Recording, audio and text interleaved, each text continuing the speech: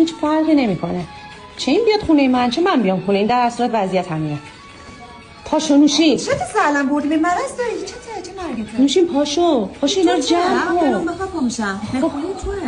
خب نوشین الان نگاه کن. کدومه؟ حلیمو ببین با جاش آوردی. چطور میشه؟ حتما با بشم تو ظرف جدا ظرف کثیف کنم بعد.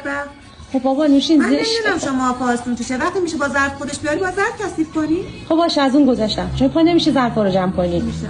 الان تیر خوردم. چی خوردی؟ تیر خوردی؟ غذا مثل تیر میمونه تا خوردی باید بیفتی. یا خدا. من تازه‌شم.